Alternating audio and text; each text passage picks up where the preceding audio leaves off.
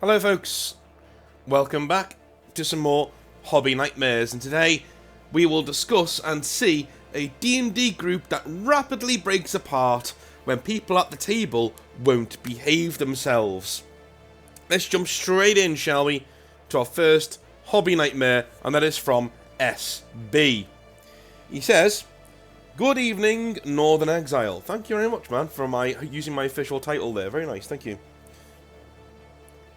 I have a feel-good story for your channel. This happened about a year ago. My wife went to the States. We live in Canada. While she was down there, she tried to surprise me with a new miniature for my army. Unfortunately, she got a character for the Sisters of Battle. I was building Necrons at the time. I skip ahead to when she gets back across the border. I let her know that there is a Games Workshop store nearby where her aunt is. She takes the mini to the store and explains the whole story to them. The gentleman she was talking to at the counter said they can do a trade-in for a mini of equal value if she wanted to. The wife told me the gentleman was dealing with was very kind and very understanding. She's not into the hobby, but the fact that the gentleman took his time to help her made it easier for her to trade it in, and she was very pleasant, and it was very pleasant, which was great. Apologies if I ramble a bit and things don't make sense, but I have attached the model as an ending to this short and, quite frankly, lovely hobby story. Okay, the reason why, this is a lovely model, by the way, absolutely lovely model. The reason why that Games Workshop manager or worker was happy to do that for you is because he doesn't want her to return it into his till, into his cash register. Because if he returns that model and says, no, I want the cash because I'm going to go buy Miss... So if she came in, right, and she said, listen, I bought this for my husband, he doesn't do Sisters of Battle, and now I'm going to buy him a CD instead. So can I trade this in for money at your till, and, you know, I'll go and buy my CD. They would do that for you, but they would be very, very, very resistant to it. You know what I mean? That they would be saying things like, well, you can trade it in, you can do this, you can do that. For all I know, that's what your wife said. And he was very pleasant, and he got her to do a trade-in instead, do you know what I mean? Or maybe she went in there looking for another model in the first place. But the reason why he was so happy to do that for you is because they don't give a monkeys about their models. I've said this before, when I was working at GW, and I was going over procedure of when we get robbed, what happens, you know, what do I do? And I said, hey, do I chase the guy down the street if he runs out of here with several £100 worth of models? And my trainer was like, no. No, like, he picks up a box and goes, what do you think is more expensive, the box or the Space Marines inside the box? And I said, the Space Marines inside the box. He goes, no, it costs us more to make the box than it does to make the Space Marines. Let them go. Like, if people want to rob these things, fine, we're fully insured anyway. Nobody cares, just let them go. And, yeah, that's why they didn't want to give you cash. They were completely fine with swapping your models over, though, especially if they haven't been sold or haven't been touched, because that means they can just add them to their own stock levels, and they've got a new model for their store. Do you know what I mean? So there's no reason why going home or going somewhere, going to a Games Workshop store with a receipt, there's no reason why you shouldn't be able to exchange your product for another product in the store of equal value. There's literally no reason a Games Workshop manager would turn you down or give you any attitude or any pushback, right? If you want money out of his till, that's when things could start to get a little bit iffy on that score, you know what I mean? Why? Because technically, even though it's legal and unfair that he should give you your money back, it's not fair to him. Because he didn't sell you the model you didn't want, but he's facing consequences for some other manager's mistake. That happened to me all the time. My old manager, to this day, like, people still come out the woodwork now who return stuff to my store, and they said, yeah, your old manager told me to go and return it at your store because you were looking for that model, you know. He would sell somebody a model, right? Let's call it a Space Marine Intercessor box set, right?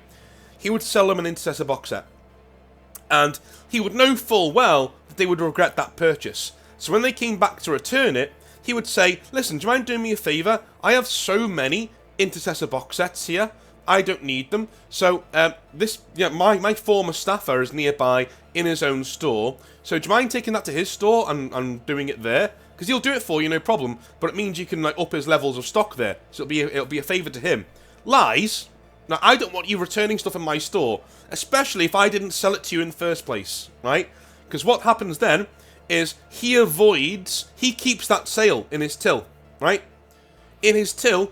So if that was a £35 sale and he made £400 that day, £435 that day when he sold that model, that stays, right? But when that person comes to my store and I have to give them money out of my till, £35, if I made £200 that day, now it shows I've made £175. Yeah, Games Workshop managers do that to each other when they don't like each other all the time, or if they want to sabotage somebody, or generally don't want to face the consequences of their own actions being a bad seller, they will do it all the time. So be very careful when you're told. The reason why I picked this out, because I wanted to explain this, be very careful if you're told by a Games Workshop staffer to go and return your model somewhere else. Be very careful. Ask them why, and put your foot down. Return your model to where you got it from if you can. Just put your foot down. Say, no, I don't want to inconvenience somebody else for a mistake that me and you made by you selling this to me when I didn't want it and me buying it when I didn't want it. So let's address that here, right? Rather than me going and ruining somebody else's day by taking money out of their till when they didn't do anything wrong, right? Cool. Coffee Dog says, hello, Sage of the Northern Lands. Hello. Please call me Coffee Dog, or Coffee Dog. Okay, fine. I have been into the 40k hobby since the start of 2nd edition. I suppose that makes me a hobby boomer. I am mainly into collecting and painting. I haven't played since the 8th edition. The constantly changing rules and gotcha combos made the game more fussy than I want to bother with. And me too. Me too, man. Me too. At the end of 9th edition, I went over to one-page rules and haven't looked back. Literally, went over to one-page rules, haven't looked back. I've played several games of 10th. I've enjoyed one of them. One game of 10th I've enjoyed. Not my bag at all. Not my bag. I played a lot of early 10th, which was fine. Had a lot of fun games there.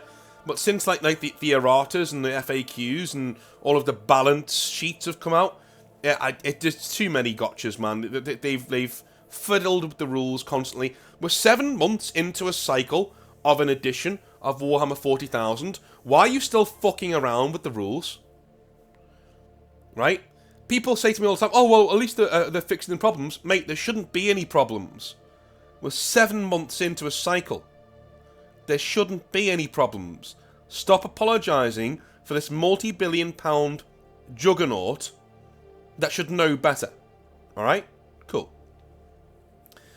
The constantly changing rules and gotcha combos make the game more fussy than I want to bother with. I prefer casual play, and I'm seriously considering one-page rules. Good lad. I just need to find someone local who is willing to give them a try. Most of the local players have a win-at-all-costs attitude. Yeah, mine too. A lot of my friends do as well. Or they see that, or they're very stuck in their ways.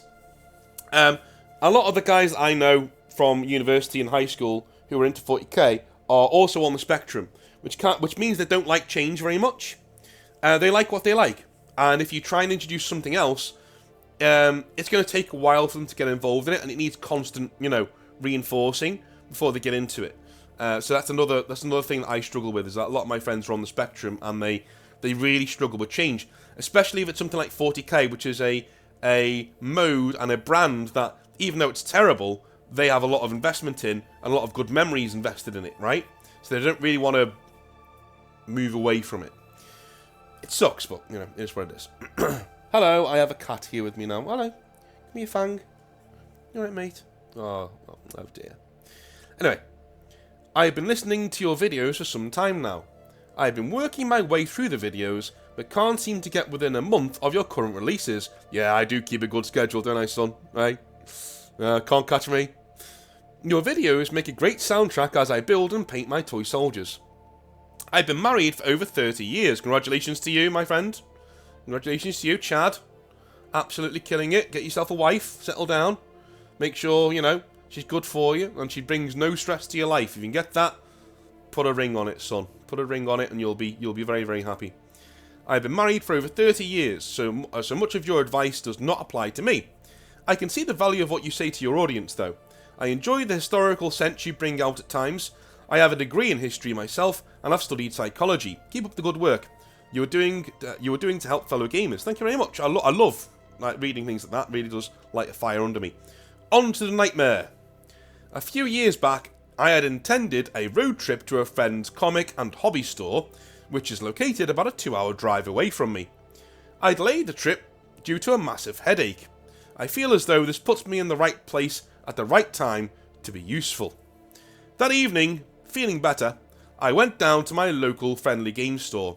There were several younger gamers looking through the store's Magic the Gathering stock and building decks. By younger, I mean in their late teens and early 20s, as I'm a bit of an old grey beard myself. No problem. I started a conversation with Mike. Mike was one of 3 Mikes who were regulars at the store, and all served in the Coast Guard. This Mike was a medic and rescue swimmer. His nickname was Rescue Mike. Oh god. He mentioned he was trying to figure out a cool way to base his Skelepox infected kill team. I remembered a Games Workshop basing kit the store had that would work quite well, as it came with 25mm and 40mm bases.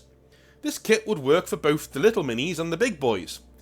Walking over to the shelf where the kit was located set us up for what was to follow. As I was showing Mike the kit, a young woman, I never learned her name, seated at the table next to us, went into a seizure. Oh my god. The woman's boyfriend took hold of her with a look of panic on his face. When it became clear the boyfriend wouldn't be able to keep hold of her, I eased her to the floor. I had a co-worker with frequent seizures, so I had a basic idea of what to do. I laid her head on my thigh so she wouldn't hit her head hard on the tile floor. I turned her face towards me so I could monitor her condition better, placing her on her side, the added advantage of her not drowning should she bite her tongue or vomit. That's really cool, man. One thing with seizures, guys, a lot of people don't act because they're kind of, they don't want to get rough with people because they feel that they're hurting them. I've from experience of having friends with seizures, most seizure people that aren't present for the seizure, right? They're not there. So whatever you're doing doesn't really affect them. Don't harm them, you know what I mean? But if you need to hold them in a position, like sternly, like hold them, or like hook their tongue out of the back of their mouth quite vigorously, you can do that, right? They're not gonna feel. They're not gonna, very, very rare occasions will they be like, oh my god, like I can feel everything. No, most people I know, and that's at least 4. Jesus Christ, about 4 people I know who have regular seizures, whether it be epileptic or whatever. They will literally say, no, I blank out. Like I'm talking and I sort of go into a haze, lose my sense of speech, and then I blank out and I wake up and I'm on the floor, right? That's what a seizure is to most people. So don't be afraid of getting in there and making sure that they're okay. You're not embarrassing anybody, you're not embarrassing them, and even if they're somehow compos mentis enough to feel what you're doing, in roughly turning them over and making sure they're okay and getting their tongue out the back of their mouth, they would be insanely grateful to you saving the bloody life rather than you just standing there not wanting to touch them because you feel bad about roughing them up a little bit. You know what I mean? I've got a mate called Dave who has seizures, and I always joke with him that whenever he has a seizure, it's my good excuse to slap him in the face and get away with it. Just, Anyway, where was I? Don't abuse your friends who are having seizures. That's not what my message was there. But anyway, moving on.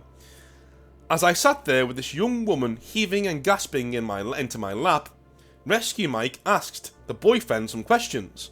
The boyfriend didn't know if she had a history of seizures.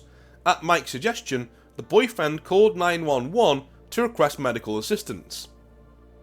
I gave the boyfriend directions and crossed streets for the paramedics. Info I often retain due to having spent a few years delivering pizzas. Mike did a great job keeping the boyfriend calm, and focused.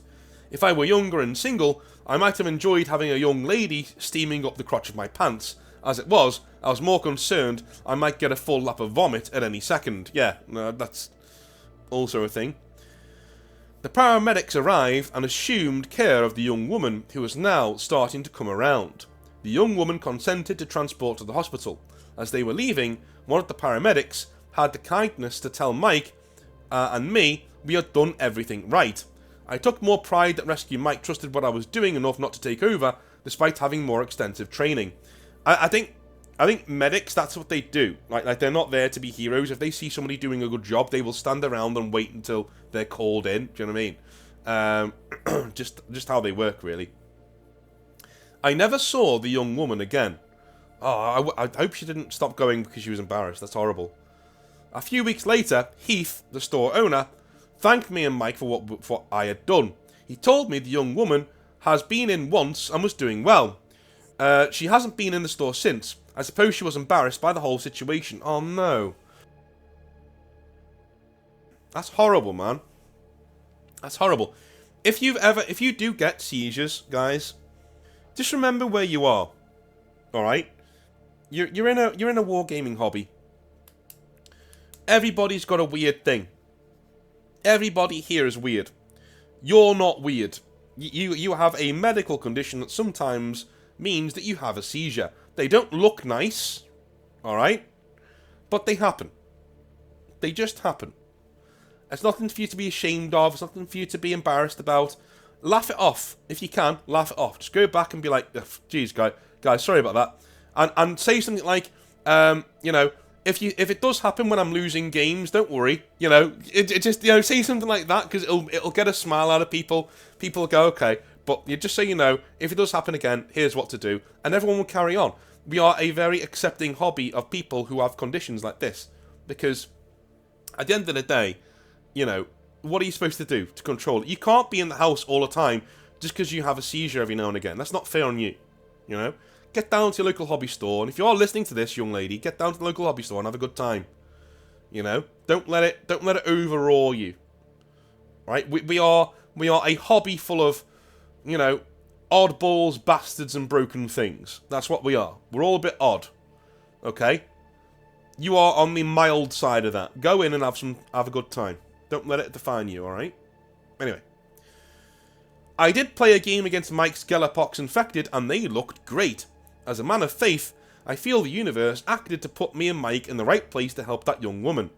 Thanks, Coffee Dog. No worries, man. Thank you very much for helping out a young lady there who is in need. Alright. Greg LeSmeg says, so a Red Dwarf fan, obviously. Hey North, it's Greg, back again, and this time I have a short tale from my gaming table. As a student at university at the time of this nightmare, I was kind of shy about sharing my hobbies with people. I was, and still am, an avid wargamer and tabletop role player. I just love all of it, and it really is my happy place when I get back from work or whatever else I have been up to that day. Back then, though, I had no real place to do the hobbies I loved at university until I ran into a couple of friends that were also into it. In fact, we started the University Gaming Society there and started to have quite a few nerds orbiting around us. Okay, cool, that's cool. When it came to finally run a D&D campaign, I was the obvious choice to run the game as the DM, as I had the most experience in the hobby, and it was kind of seen as my thing, quote unquote. 3 others joined. Sarah, a paladin of justice, Mike, a rogue, and James, another rogue. I should probably mention, just for the mental pictures, that Sarah had blue hair and unironically wore a Smash the Patriarchy t-shirt. This was 2016, when that was still kinda new. Whilst Mike looked like that idiot Destiny dude from Twitch. I know what you mean, yeah, he does look like a bit of a... Do you know when you see somebody and you're like, I don't know what your political leanings or arguments are, but I want to slap you in the face. Yeah, that's what Destiny looks like. Anyway, James was a normal-looking neckbeard, but was generally quite quiet. The horror stories from the 3 sessions with them are way too numerous for me to go over here, so I will bullet point a few of them. The main nightmare happens at the end. Okay, cool. Whenever I will say this, whenever I see rogues, male rogues, stop me if you think I'm being unfair. Whenever I'm playing D&D, or I see a D&D game or whatever, and I see a male rogue, I instantly think sex pest. Just, I know. I shouldn't. I shouldn't generalise. I shouldn't be, but the amount of these dudes who've done creepy things in games, or the amount of these dudes who, like, I'm Patrick Rothfuss. Alright? Let's talk about him for a second. He's an author. And he seems like quite a nice guy. And in all of his D&D groups and games that he plays online, rather than writing his books, but whatever, he is a rogue, right? He's a dashing rogue who likes to seduce things. Fair enough, whatever. In all of his books, he has self-insert main characters who seduce all of the ladies and sometimes get up to, shall we say, pretty odd, non-consensual things. And it's just a thing. Do you know what I mean? It is just a thing. The whole meme of the rogue seducing a dragon, to me, that's basically dudes, who aren't getting laid in real life, playing out fantasies in a D&D game. That's what that is. And it just rubs me up the wrong way. It just gives me the heebie-jeebies. I don't like it. You know me. I'm on your side. My effort here with you guys is to not ridicule you for not getting laid, or to not have a go at you for not getting laid. My thing here isn't to call you an incel. Isn't to shame you. My thing here is to get you laid. That's my input here. My input here is to change your life for the better, or at least try to. My input isn't to try and embarrass you for what you are, or what you've been through. That's not where I am at all. Because we've all had dry patches, dude. I've got friends who are very good with women who are on like 7-year dry patches.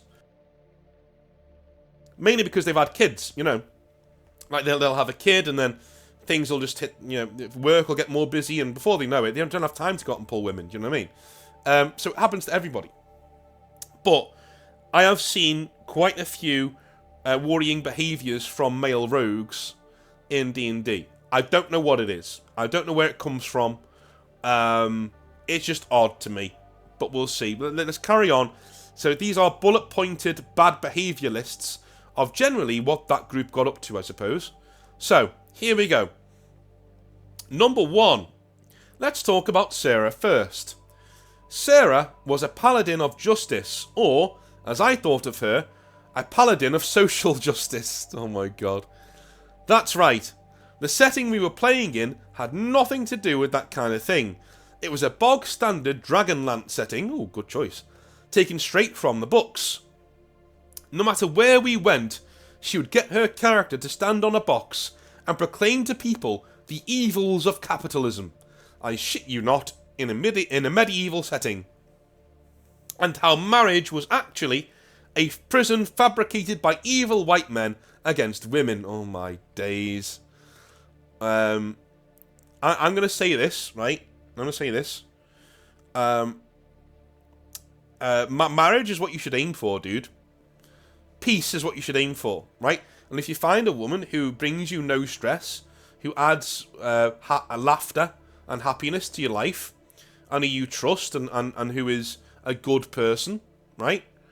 If you find that woman, put a ring on it. I've said it twice now in this very video, but put a ring on it. Make sure you nail that down. Especially if you've played your innings. What I mean by that is, every man in life needs to be on the batter's mound, knocking balls at the park. At least once in his life. I mean it. Every single one of you should be out there getting laid. Different women, all over the place. Different experiences, all over the place. So when you meet that woman who ticks all those boxes, you can sit down and retire and be like, you know what? When I say retire, I don't mean from work. I mean you're going out getting laid genes. You can retire that and go, you know what? I'm fine. I'm good now. I've got my woman. Right? It's very hard to do that. And most of the men I know who break and are pretty toxic in their relationships and who fuck things up for themselves and their partners by going astray or doing different things, they're always dudes who never really got laid before they got married. It's always those dudes, right? Don't be that guy. Go out, make sure you're having fun, and you're adding to your own repertoire, is what you're doing. When you're going out and you're talking to as many women as you can, you're adding to your own repertoire, you're adding to your own skill set, and you're adding to your own confidence and your own foundations, right? You're making sure that you've got the skills, so when you do meet one who literally sets your mind on fire and everything is going well, and she's a good, decent person who works hard and is happy to be with you and is very trustworthy, that's the one you want to be putting your skills to work on and making sure that you're getting in there and you're happy and you're settled and you're having kids and you're having a good time, right? That's what you want. That's the ideal. The ideal is to be with somebody and be happy and be settled. That's the ideal. Being on your own for the rest of your life, men going their own way isn't the answer. I'm telling you now. Going your own way for a while is perfectly happy and fine and healthy, right? Going your own way and working on yourself, that's completely healthy, right? Going your own way for the rest of your life because you're bitter, because no one will touch your dick, that's not a good way to live. Alright? It's not a good way to live. Anyway, by her third attempt at this, I had started having peasants attempt to stone her as her reputation had gotten about. She started to shout at me that I was being intolerant, and I explained that such talk from her paladin could get the local lords to just burn the village for sedition on a whim. The villagers just saw her as a troublemaker, and most of the women there were actually happily married anyway. She accused me of writing some sort of male fanfiction. We moved on. Oh my god. Oh my days. I call it there. To be honest with you, I literally call the session there going, okay, you can leave. Alright, bye. Right, and if anyone wants to leave with her, we can just call the entire campaign here, and I can stop wasting my own time. Let me take a sip of tea here, one sec. Alrighty. Second, Mike was a big ally of Sarah, constantly backing her up in these arguments, and generally being her example of what a good guy, quote-unquote, looks like. Okay. It was kind of obvious that Mike liked Sarah, and that Sarah wasn't that interested in Mike, and I tried to hold my tongue on that. The thing is, when James started his creepy tendencies, here we go, towards tying up female non-player characters and touching them inappropriately, I shit you not, Mike, the feminist, remember, went along with the behaviour and joined in. Rogues, ladies and gentlemen. When I looked to Sarah to stop them as a paladin of justice, she just shrugged and told me the women of the town had thrown stones at her and so deserved to feel the evils of man. Maybe it would, and I quote, teach them a lesson, unquote. Whoa. This is a beyond toxic group of people. This is a Hall of Fame level of toxicity that we're seeing here. Oh my days. I think that is enough in terms of examples. These things went on for 3 whole sessions. By the end of our third session, our nightmare occurs. I'm wondering why you're still there, dude. I really am. Once again, the boys are having their fun, quote unquote, with the local NPCs, female NPCs, whilst I'm trying to move the story along by having the guards come and catch them in the act. Ah, okay. I'm hoping to at least make this more Monty Python or Carry On in terms of content, rather than actually creepy male feminist fantasy. Yeah. Then, as the boys are getting accosted by the guards, Sarah's paladin kills the guards. What? What the fuck? I said. You're supposed to be a paladin of justice. These guys are literally in the right here. By holding up the corrupt laws of man? Sarah crones, I think not. Me and Sarah get into a massive argument, and Mike butts in here and tells me that I am wrong and that D&D is about expressing yourself.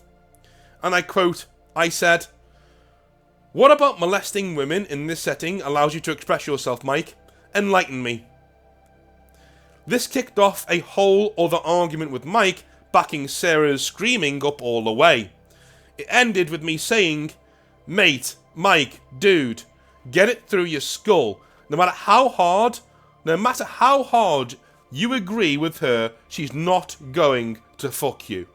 Oh my god, that's nuclear. That is a call out. "Say that again and I'll kick your ass," Mike said, going red. And I just lost it. Oh my god.